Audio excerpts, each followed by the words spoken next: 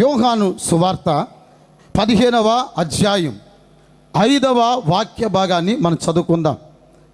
యోహాను సువార్త 15వ అధ్యాయం 5వ వాక్యాన్ని చదువుతున్నారు. ద్రాక్షావళిని నేను తీగలు మీరు ఎవడు నా యందు నిలిచి ఉండునో నేను ఎవని యందు నిలిచి ఉంటానో వాడు బహుగా ఫలించును. చెప్పండి బహుగా ఫలిస్తాడు. జాగ్రత్తగా వినండి. ఎవరు ఫలించేది? మనం ఏ విషయాల్లో ఫలించే అనుభవం కాదు. మనం ఫలించాలంటే ఎవరు ఫలిస్తాడు? యేసుక్రీస్తు చెప్తూ వస్తున్నారు. ఇక్కడ ఏమని చెప్తున్నారు? నేను నిజమైన ద్రాక్షావళిని. చాలా ద్రాక్షాలు ఉన్నాయి, కానీ ఈయన ఎవరో తెలిసిన ఉత్తమ ద్రాక్షావళి, శ్రేష్టమైన ద్రాక్షావళి, నిజమైన ద్రాక్షావళి. ఈ ద్రాక్షావళితో అంటు కట్టబడిన ప్రతి వాడు ఫలభరితంగా మార్చబడబోతున్నాడు. అందుకని వాక్యంలో రాస్తుంది కదా, మీరు తీగలు, మీరందరూ తీగలు.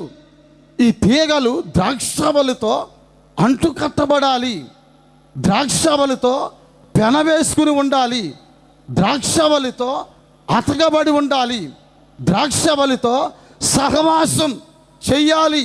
అలా చేస్తున్నప్పుడు ద్రాక్షావళిలో నుండి వస్తున్న శ్రేష్టమైన రసాలన్నీ కూడా తీగల్లోనికి ప్రవేశించి తీగలన్నీ కూడా ఫలభరితంగా మార్చబడతాయి. ఏ తీగ అయితే ద్రాక్షావళి నుంచి వేరైపోతుందో ఆ తీగలన్నీ కూడా ఎండిపోతున్నట్లుగా మనం చూస్తున్నాం.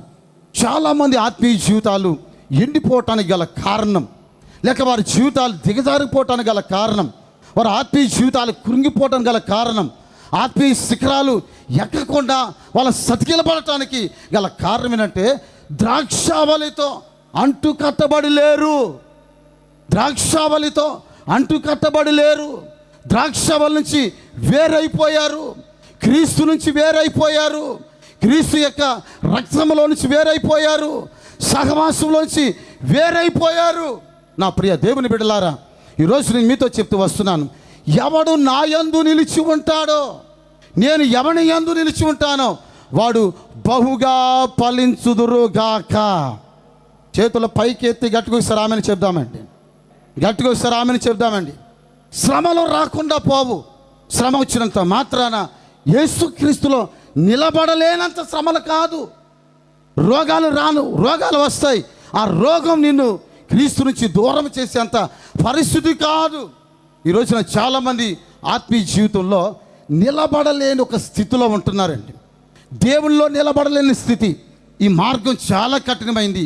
ఈ మార్గాలు ఇంత పవిత్రంగా నడవాలా, ఇంత నీతిగా నడవాలా, ఇంత యథార్థంగా జీవించాలా, ఇలా జీవించడం మన చేత కాదు అని దేవుని మార్గాల్లో నిలబడవలసిన వాళ్ళు, దేవునిలో నిలబడవలసిన వాళ్ళు, యేసు క్రీస్తులో నిలబడవలసిన వాళ్ళు ఈ రోజున చాలామంది జీవితాలు నిలబడక పతనమైపోతూ వస్తున్నారు, పడిపోతూ వస్తున్నారండి.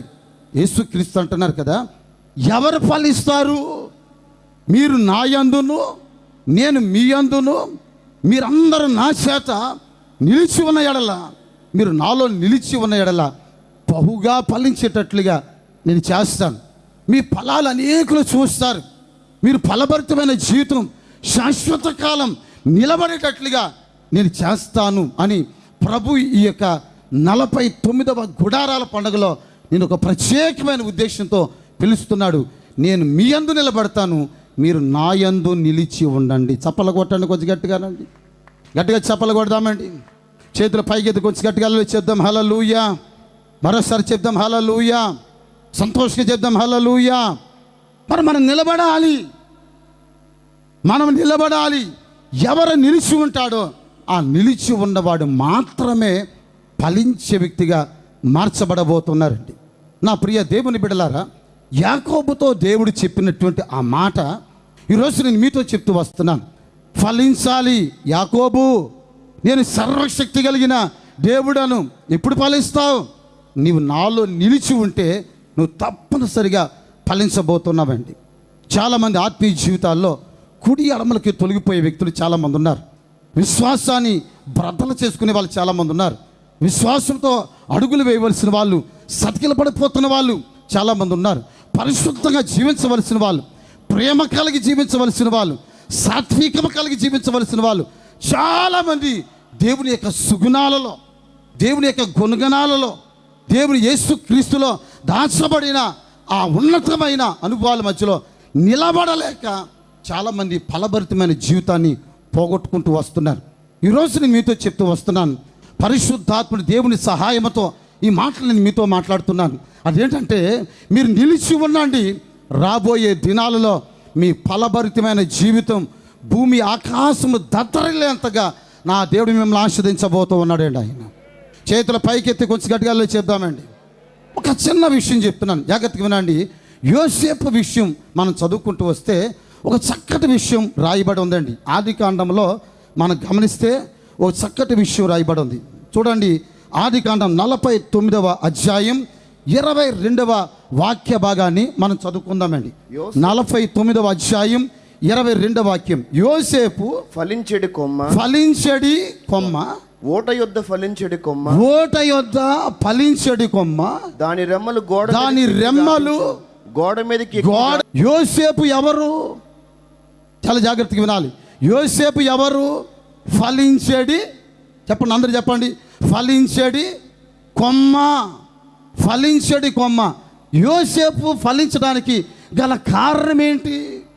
యోసేపు జీవితం రెమ్మల రావటానికి గల కారణం ఏంటి? యోసేపు గోడ మీదకి ఎక్కల్లా ఫలించడానికి గల కారణం ఏంటి అని మనం ఒకసారి ఆలోచన చేస్తే చాలా జాగ్రత్తగా ఉండండి. అతను నిలిచి ఉన్నది ఎక్కడో తెలిసినా, అతను నిలబడిన స్థలం ఎక్కడో తెలిసినా, అతను పాతుకుపోయిన స్థలం ఎక్కడో తెలిసినా, నీటి ఊట దగ్గర నాటబడ్డాడు. జీవజలపు ఊట దగ్గర నాటబడ్డాడు. మధురమైన జలాన్ని ఉబుకుతున్నటువంటి ఊట దగ్గర నాటబడ్డాడు. కనుకనే ఆ జీవజలపు ఊట దగ్గర నాటబడిన ప్రతి వాడు కొమ్మలు పెరుగుతున్నాయి, రెమ్మలు పెరుగుతున్నాయి, గోడ మీదకి కల్లా ఫలించేటట్లుగా ప్రభు చేయబోతున్నాడండి. వాళ్ళని చేతుల పైకి ఒకసారి అల్లే చెప్దామండి, కొంచెం గట్టిగా అల్లే చెప్దాం. నా జనులు జీవజలపు ఊటనైన నన్ను విసర్జించారయ్యా. బ్రద్దలైపోతున్న తొట్లు వాళ్ళు కట్టుకున్నారు, నిలబడని బ్రద్దలైపోతున్న తొట్లు కట్టుకున్నారు. జీవజలపు ఊటనైనా నన్ను విసర్జించారు. ఆ కారణం చేతనే వారి జీవితాల్లో కృషించిపోయే స్థితి, శత్రువులకు అప్పగించబడుతున్న పరిస్థితి, భయంకరమైన శాపాన్ని కన్యలను అనిపించే ఆ పరిస్థితి రావడానికి గల కారణం, నా ప్రియ దేవుని బిడ్డలారా, వారి జీవజలపు ఊటను తృణీకరించారంట, విసర్జించారంట అండి. ఎవరి జీవజలపు ఊట? నేను ప్రకటిస్తున్నటువంటి నజరేయుడైనా, చెప్పండి నజరేయుడైనా యేసు ప్రతి వానికి కావలసిన సమృద్ధి అయినటువంటి శ్రేష్టతలన్నీ కూడా అందించగలిగినటువంటి ఓట నేను ప్రకటిస్తున్న నజరేయుడైన యేసు, ఆయన మీకు జీవపు ఓటగా మార్చబడును కాక. విశ్వాసంతో చప్పలు కొట్టండి. ఆయన ఓట దగ్గర నాటబడిన వాళ్ళు కొమ్మలు పెరగబోతున్నాయి ఇక మీదట, రెమ్మలు పెరగబోతూ ఉన్నాయి ఇక మీదట, శాఖోపు శాఖలుగా మార్చబడబోతున్నారు ఇక మీదట, ఫలాలు దిగబోతున్నాయి ఇక మీదట. నువ్వు ఉంటున్న స్థలం సర్వ జీవజలపు ఓట దగ్గరికి నా ప్రభు తీసుకుని వచ్చాడు. ఈ 49వ గుడారాల పండగే జీవజలపు ఓటగా మార్చబడింది ఈరోజు. చేతుల పైకి ఒకసారి ఆమెను చెప్దామండి. ఆ విషయాన్ని మనం ఒకసారి ఆలోచన చేస్తే, యోసేపు ఏమండి గోడ మీదకి ఎక్కి చెప్పండి ఫలిస్తున్నాడు. యోసేపు జీవితంలో గోడలు ఎందుకు వచ్చాయి? గోడలు రావటానికి గల కారణం ఏంటి? ఇతను ఫలిస్తూ ఉంటే, ఇతను ఫలభరితంగా మారుతుంటే, ఇతని దర్శనాలు చూస్తుంటే, ఇతను పవిత్రంగా జీవిస్తుంటే, ఇతనికి తండ్రికి చేరువుగా తండ్రితో పెనవేసుకుని చాలా చక్కటి జీవితాన్ని చేస్తుంటే, వాళ్ళ సహోదరులు వీడు ఎంత చేస్తున్నా, వీడిని అడ్డగిస్తున్నా, ఇతను ఇబ్బంది పెడుతున్నా, వీటిని పడేసి తన్ని గుంటలో వేస్తున్నా, వీడు ఏ స్థలంలో ఉంటున్నా కానీ వీడు ఫలిస్తున్నాడేంటిరా, దీవించబడిపోతున్నాడేంటి, ఆస్వాదించబడిపోతున్నాడేంటి, ఇక లాభం లేదు అని యోసేపు యొక్క ఫలభరితమైన జీవితాన్ని తట్టుకోలేక, యోసేపు యొక్క జీవితాన్ని ఆశీర్వాదకరంగా ఉంటుంటే ఆ విషయాన్ని జీర్ణించుకోలేక యోసేపు చుట్టూ తన సహోదరులు, తన బంధువులు ఏంటి చేరువైన వాళ్ళందరూ కూడా అతని చుట్టూ అలాగ గోళ్ళ కట్టారండి. జాగ్రత్తగా వినండి, అలాగ గోళ్ళ కట్టేశారు. మామూలు గోడలా? కానీ యోసేపు జీవితం ఎలాంటిదో తెలిసినా కట్టిన గోడల్ని అధిగమించి ఎక్కి ఫలించేటట్లుగా మార్చబడబోతున్నాడండి. చేతుల పైకి ఎత్తి ఒకసారి కొంచెం గట్టిగా అల్లలే చెప్పండి. చేతుల పైకి ఒకసారి అల్లలే చెప్దామండి. నా దేవుడు ఎవరో తెలిసిన, ఒకవేళ నీ చుట్టూ నీకు అయిన వారు, నీ బంధువులు, నీ రక్త సంబంధులు, నీ స్నేహితులు నువ్వు ఆస్వాదించబడుతుంటే ఏదో ఒక విధంగా అడ్డగించాలని ఒకవేళ అనుకుంటే అడ్డగిస్తున్న ఆ గోడలను ఎక్కి ఫలించేటట్లుగా నా ప్రభు చేయబోతున్నాడండి. నా దేవుడు చేయబోతున్నాడండి. ఒక అద్భుతాన్ని చూడబోతున్నాం. ఈ 49వ గుడారాల పండుగలో నీ తలరాత, నీ దశ, నీ జాతకం కూడా మారిపోతుంది ఈరోజు అండి. అల్లలే చెప్పండి కొంచెం గట్టిగా. చేతుల పైకి తెస్తారు, అల్లలే చెప్పండి.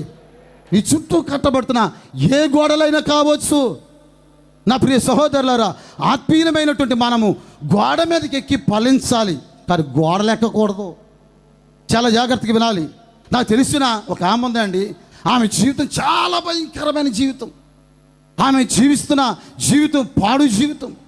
ఆమె జీవిస్తున్న జీవితం వల్ల ఎన్నో కుటుంబాలు సర్వనాశనం అయిపోయాయి.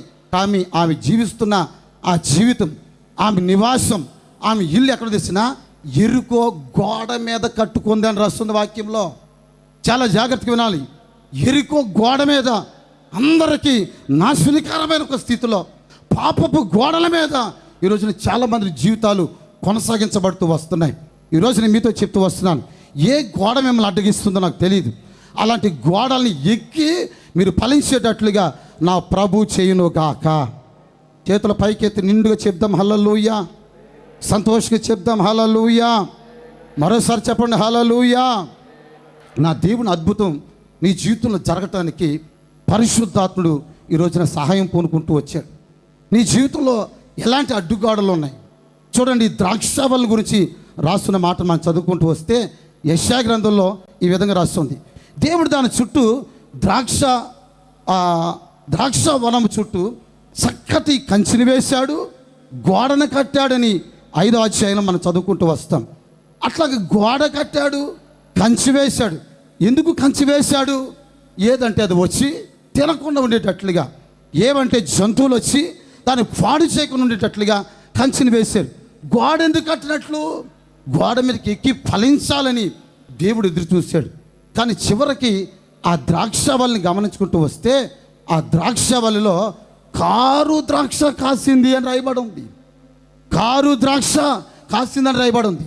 దేవుని యొక్క ఉగ్రత మండిపడి, నేను దీని చుట్టూ కంచె వేశాను, దీని చుట్టూ చక్కటి గోడ కట్టాను, గోడ మీదకి ఎక్కి ఫలించేటట్లుగా మారుతుందేమో అనుకున్నాను, ఇది చివరికి కారు ద్రాక్ష కాసిందని చెప్పి దాని చుట్టూ ఉంటున్న ఆ గోడను పడగొట్టినట్లుగా మనం చదువుకుంటూ వస్తున్నాం.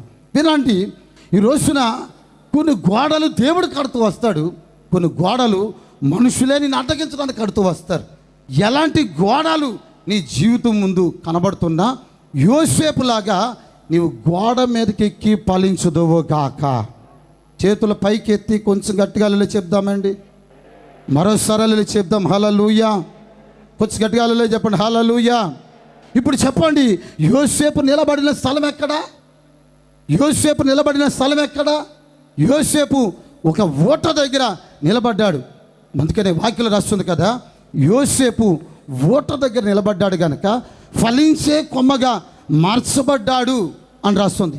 మనం ఆయనలో నిలిచున్నాం అనుకోండి, ఆయనలో నిలబడినంత కాలం మనం ఆశీర్వదించబడి, వర్ధిల్లి, దీవించి, ఫలభరితంగా మార్చబడి, నా ప్రియ దేవుని బిడ్డలారా, మీ స్థితి ఆకాశ శిఖరాలకు అంటుకునే అంత ఫలభరితమైన జీవితం నా ప్రభు మీ జీవితంలో కలుగు చేయబోతున్నాడండి. ఆయన చేతులు పైకెత్తి సరళలో చెప్దామండి. మరో సరళలో చెప్దాం. సంతోషంగా చేతులు పైకి తలలో చెప్దాం హల్లెలూయా.